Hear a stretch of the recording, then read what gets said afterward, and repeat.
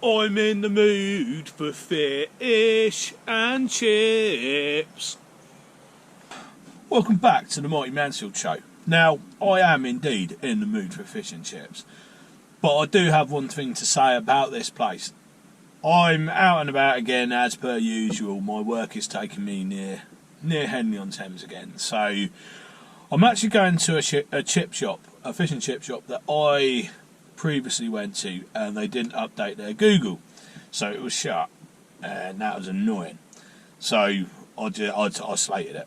But however, that said, I did review a sandwich shop not that long ago, and I did the same thing because they didn't update their Google, and someone persuaded me to give it a second chance, and I did, and I was really pleased that I did do that. So I think what I'm starting to learn with these things is it's always worth giving someone a second chance, you know, and hopefully if they watch the reviews they'll understand how important it is to update their Google status. So anyway, with that said, we'll get down there. We're on our way to Henley. I'll bring you back when we get to the chip shop. Right, so I've got here, and what I've decided to do is give a fish and chip shop called Smart's Fish and Chips, and that's on the Henley Road, another go. Because somebody told me they are actually really good, and you know, like I say, I went back to another place and it did prove to be right. So I'm going to give them a second chance. I think it's lunchtime, it's Friday lunchtime, so it's fish and chip day as far as I'm concerned, and probably going to get myself some haddock and chips, and I might even get a cheeky little bolt on, but we'll see what we do when we get in there. So this is basically it. Smart's Fish and Chips on the Henley Road in Henley-on-Thames. Right, okay, so I've got it now. I went in and I'll show you what I got as a drink to start with. Now, I've not had that before. Ben Shaw's bit of shandy. We'll see what that's like. The one thing I would say, it wasn't cheap, and I paid £16.10p. So I've got my own sauce here. I always like to bring my own anyway because they oversalt it for me, vinegar, and I did bring a little pot of salt with me. So we do our own, I think. Now I pulled up in a little car park down the road. It's going to be busy because there's a little cafe. I've actually reviewed the cafe as well, but that's over in there. So I'm getting everything ready because it's in paper. You know, I tend to like mine in a box really, but here's what it is. Once you've got it unwrapped, you can't really do a lot with it. So I'll show you what I got. Now, £16.10p, but I did notice that they did lunch specials, but for some reason he didn't offer it to me. And what I always do is, if we don't offer it, I don't ask for it. So £16, but the haddock was £8.60 on its own, so whether the cost of fish has gone up that much, I have no idea, but let's see what we got then. Right, so for me, I'm instantly put out the way this has just been wrapped up. I mean, it's shocking, isn't it? All my chips are over the fish, you can't even see the fish. Now I've got that as a bolt on.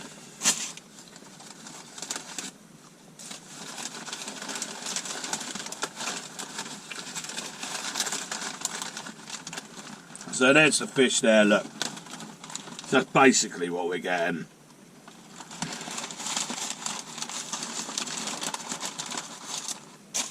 Basically what we're getting with a saveloy. And a tin of bit of shandy. The way this has been wrapped, pretty shocking.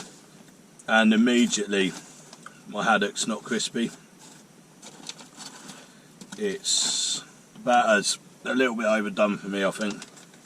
And I saw boxes in there, so I thought it was going to come in a box. Now, bearing in mind, this fish is almost the same price as hake and chips at Rick Stein's. Yeah, it's about £1.50 cheaper, but I don't know. See, this is the problem. You're trying to open everything. When you've got them in paper like this, unless you know what you're doing when you're wrapping fish in paper, it makes everything 10 times harder. So that ain't bad. The only thing I will say is that the fish is soggy already, so put too much vinegar on and you just got really soggy. So it's skin on haddock, I ain't got a problem with that. But I mean, what a mess. Look at it, I mean, how are you meant to eat that? I watched him struggling to wrap it as well, and I thought, why are you doing it like that? So the chips aren't bad, they're a bit overdone. The haddock for me is just buried and it's just getting wrecked trying to get to it. And the batter's not very crispy. So I'm trying to dig the fish out, but I think when you're paying this sort of money, I think it needs to be really good. Yeah, it's pretty average. You can see quite how done that is. To a point that it actually tastes burnt to me. And I wouldn't say that's clean oil either, which is pretty bad for a Friday. Bearing in mind it's the main day for fish and chips. So it's got a burnt flavour, but it's still not crispy. I mean, look, I can't work out whether that's paper or batter. It's meant to be batter. You can just see it's just softened.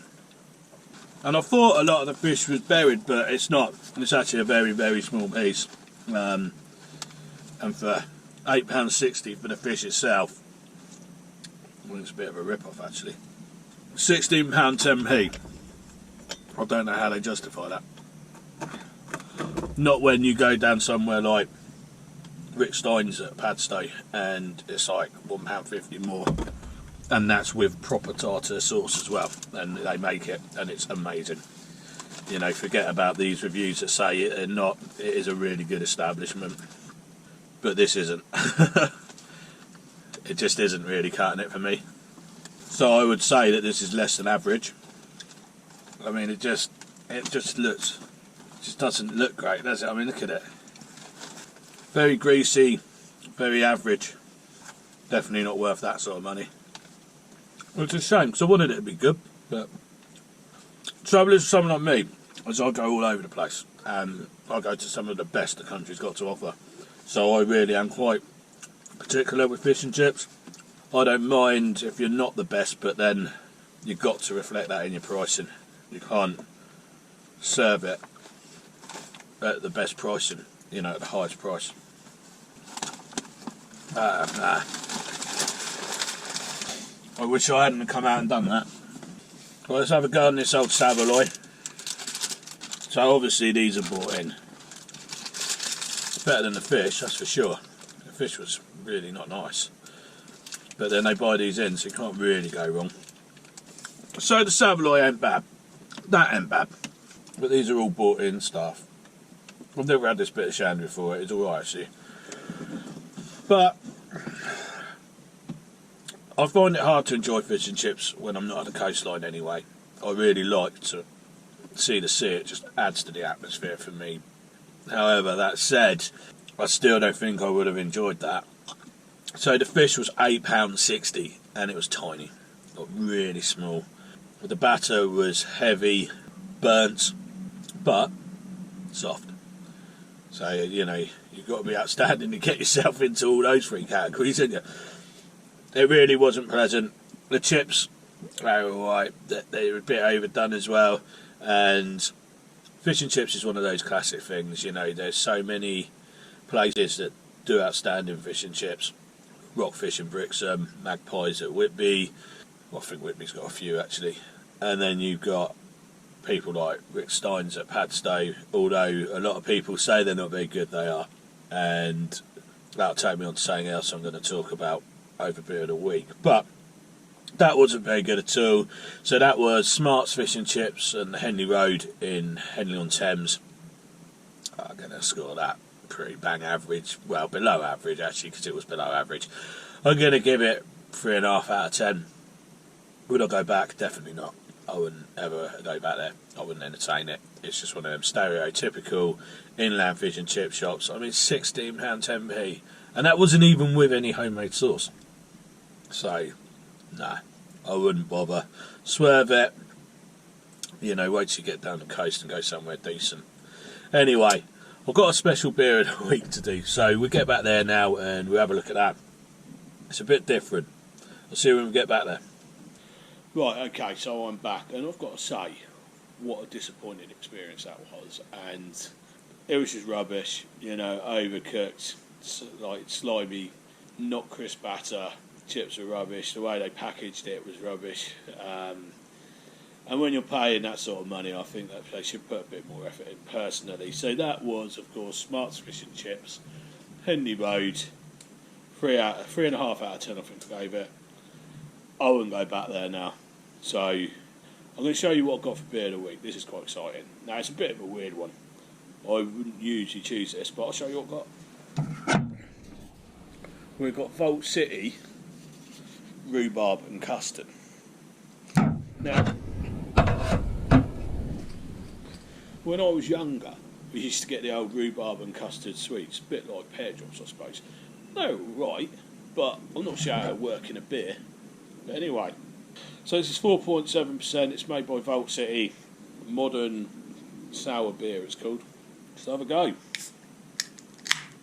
Well, it smells just like rhubarb. Anyway, let's have a look, see what colour it is.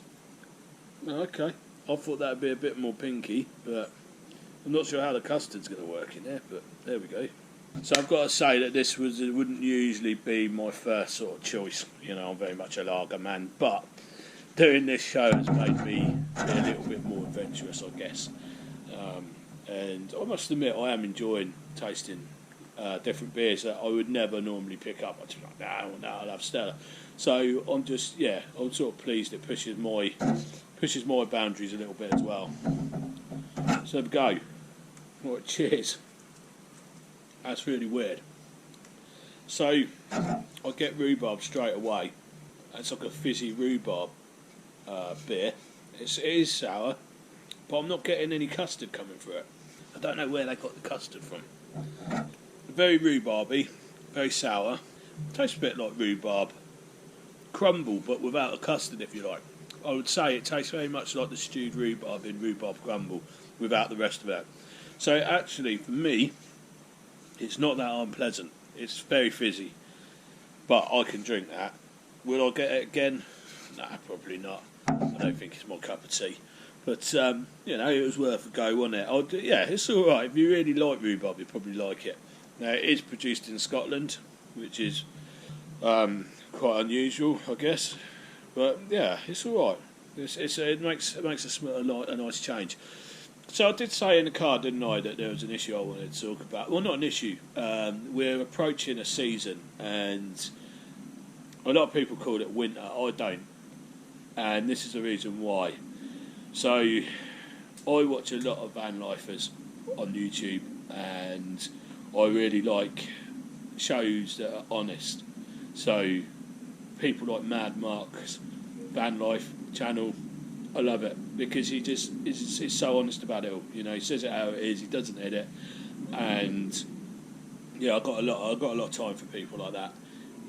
They dare to live a little bit differently, and they tell you how it is. So anyone who is debating doing it, then you get quite a few. If you watch his channel, you'll get quite a few decent bits of advice that will help you along the way. Like he talks about teddy bear bedding and things like that. I don't actually use that, but I do use a sort of equivalent, which is still sort of like fleece lined kind of blankets and bedding as well. So it's the same sort of thing, really. I call it Viking mode, but I made that up, by the way.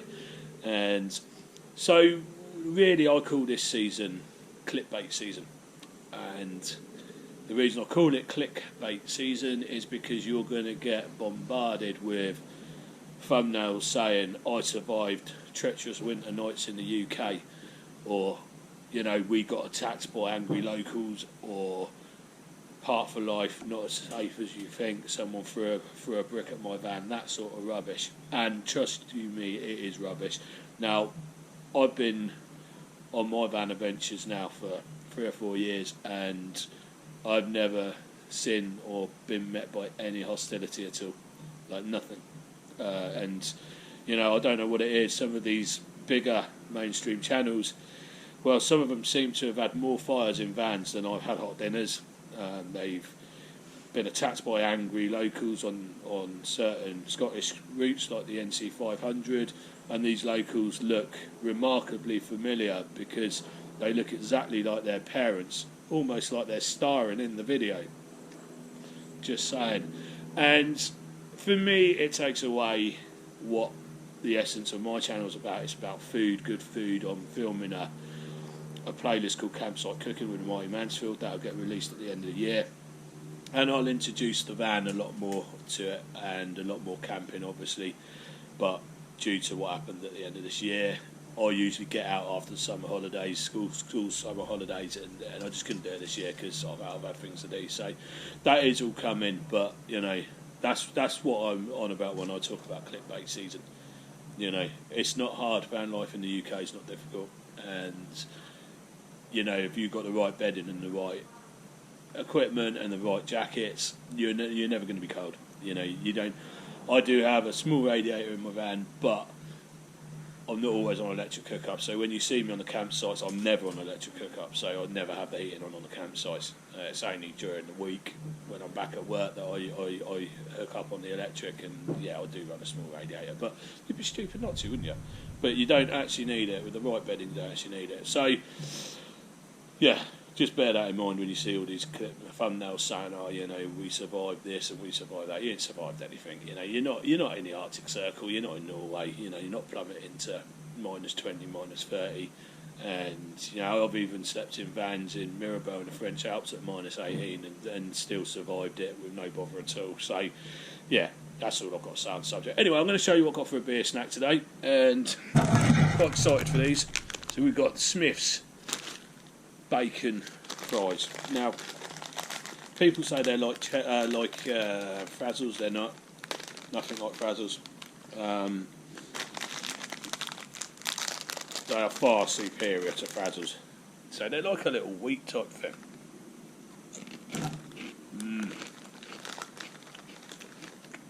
Yeah, they are really good.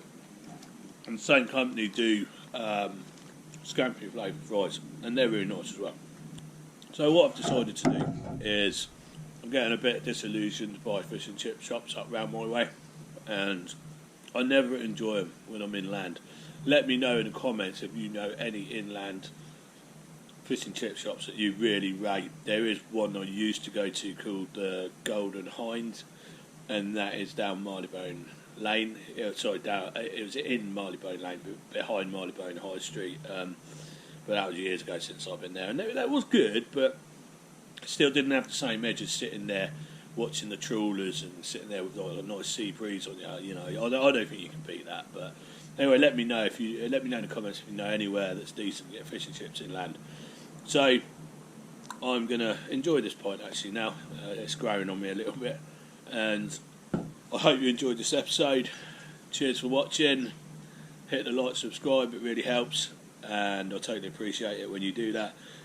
And yeah, I will catch up with you in the next episode. Cheers.